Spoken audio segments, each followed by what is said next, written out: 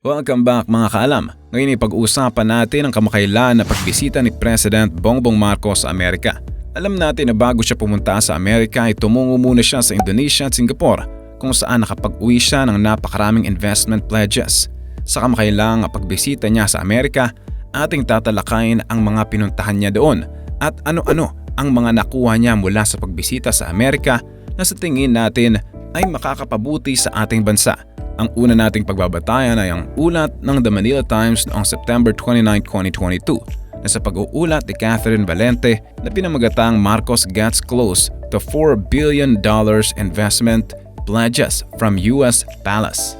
Sa kanyang ulat ay inilahad niya na ang Pangulong BBM ay nakapagsara ng nasa mahigit $4 billion na investment pledges mula sa Amerika na siyang magiging daan sa mahigit 112,000 na trabaho habang siya ay nasa 6 na araw na pagbisita sa Estados Unidos. Sinasabi na ang mga investments ng mga ito ayon sa palasyo ay nagmumula sa iba't ibang mga sektor kabilang ang Information Technology and Business Process Management o mas kilala bilang IT BPM, mga data centers at manufacturing. Sabi rin sa pahayag ng palasyo na ang mga ibinigay na estimations ng mga investments ay hindi pa ang kabuang potensyal para sa mga future investments mula sa ilang mga kumpanyang nakasalamuha ni PBBM at ng kanyang mga opisyal sa New York. Ang iba kasi sa mga kumpanyang ito ay maaaring mas magbalak na mag-invest sa ating bansa.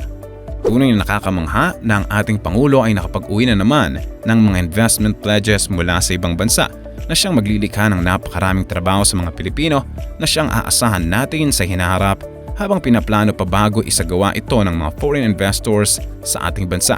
Ang sunod naman sa ating pagbabatayan ay ang pahayag ng Philippine News Agency sa pag-uulat ni Joyce Ann Rocamora noong September 27, 2022 na pinamagatang Marcos NY Trip Established PH Independent Foreign Policy Roque.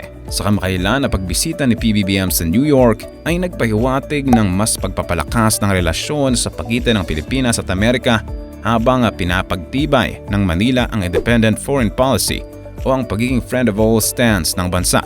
Pagpapahayag ni international law expert at dating presidential spokesperson Harry Roque. Kinikilala ni Roque na ang relasyon sa pagitan ng Pilipinas at Amerika sa nakaraang administrasyon ay masyadong pilit. The achievements he went to the United States accorded immunity for suit, which sends the message that America wants to continue our traditional friendship. And by going to the United States, President Marcos said we also want to be your friend, but take note that we are friends to all. Pahayag nito sa Pandesal Forum sa Quezon City. Dinaluhan ni PBBM ang 77th United Nations General Assembly sa nakaraang linggo at nagdaos ng mga inaugural meetings kasama ang ilang mga pinuno, kasama na rito si President Joe Biden. Habang nasa bilateral meeting, sinabi ni PBBM na inaasahan pa rin sa hinarap ng Pilipinas ang patuloy na pakikipag-ugnayan sa Washington DC, lalo na sa pagpapanatili ng kapayapaan sa rehiyon. Sinasabing ang Pilipinas ay patuloy na tinatrato ang Amerika bilang kaibigan, kakampi at kasama. We can't measure the success of this initiative until the money comes. But what is important is the Philippines after 6 years have a president selling the Philippines to American venture capitalists. Did that happen during the time of President Duterte? I think it's high time. Although China is on its way to becoming the economic superpower, in reality, it is still the US that is number one as of now. Dagdag na pahayag ni Roque. Everyone has to know that we have a new president. He has the same family name as the former president, but he is his own person. And to me, that is the important message. I am Ferdinand Marcos Jr., President of the Republic of the Philippines. I am my own man.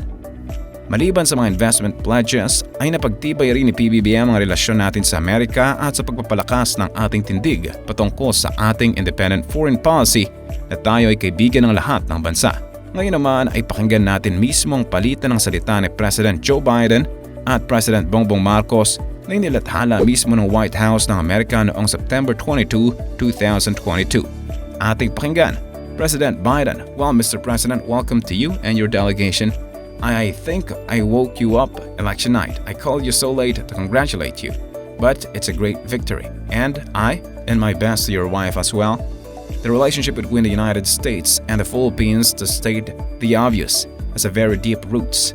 We had some rocky times, but the fact is it's critical relationship from our perspective. I hope you feel the same way. And we have strong ties, including millions of Filipino Americans who are very proud of their ancestry and desperately want us to continue to have a strong relationship. And our foundations are strong in U.S.-Philippine alliance, which is of critical importance. For decades, the alliance has strengthened both of us, I believe. And one of the things I want to talk about today is how we continue to strengthen that and work together on the things that are of greatest concern to you. Today, I look forward to discussing the opportunities for a wide range of issues, including COVID-19 recovery, energy security, and renewable energy.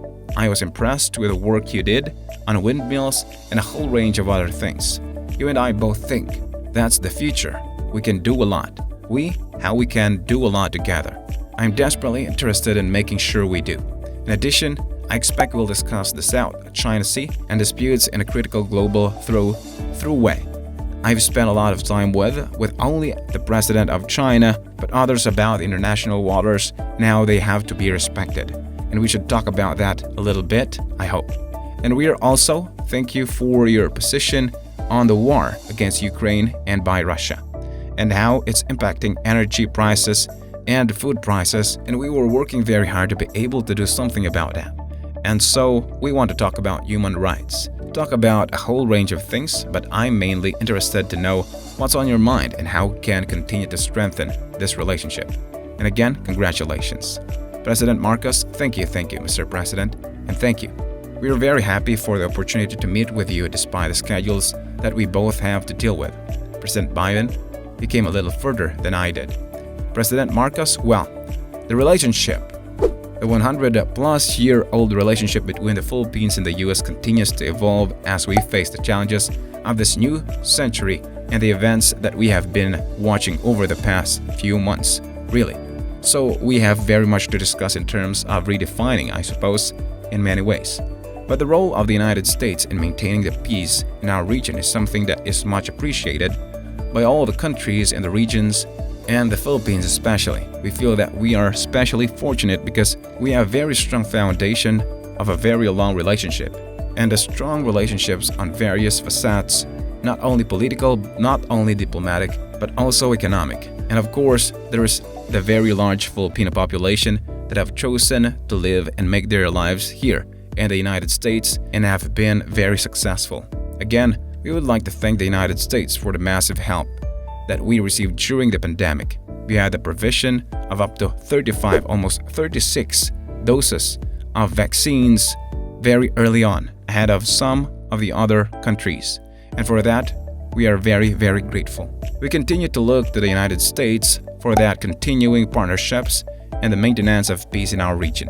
In terms of the geopolitical issues that we face in this day and age, the primary consideration of the Philippines and the guiding principle of the Philippines foreign policy is to encourage peace. And I hope that we will be able to discuss further roles that our two countries will play together and individually as we continue down that road, maintaining peace despite all of the complexities that have arisen in the past few months, I suppose. So thank you again, Mr. President, for making time to see us. We are your partners, we are your allies, we are your friends, and in like fashion, we have always considered the United States our partner, our ally, and our friend. President Biden, thank you. It's mutual. At yan ang buong pagpapalitan ng salita ng dalawang presidente. Mapag-alaman natin na kinikilala talaga ng Amerika ang pagkakakilanlan ng Pilipinas bilang kaibigan ng kanilang bansa. Tunay na naging matagumpay ang pagpunta ni PBBM sa Amerika mula sa investment pledges na maglilikha ng napakaraming trabaho sa hinarap, pagpapatibay ng ating independent foreign policy sa ibang bansa at pagpapalakas ng ating ugnayan mismo sa Amerika. Atin pang-aabangan ang mga susunod na hakbang ng ating presidente sa hinarap at naway magpadala pa ito ng kasaganaan at kaunlaran sa ating bansa. Kaalam, anong masasabi mo sa ating nakamamahang topic ngayon? Anong masasabi nyo sa state visit ng ating Pangulo sa Amerika? Antayin ko ang sagot mo sa comment section. Huwag mong kalilimutang i-like ang ating video at mag-subscribe ka na rin sa ating channel. At siguraduhin na panoorin ang next videos at siguradong magugustuhan mo. Ito ang inyong kaalam na nagsasabing, knowledge has a beginning but no end.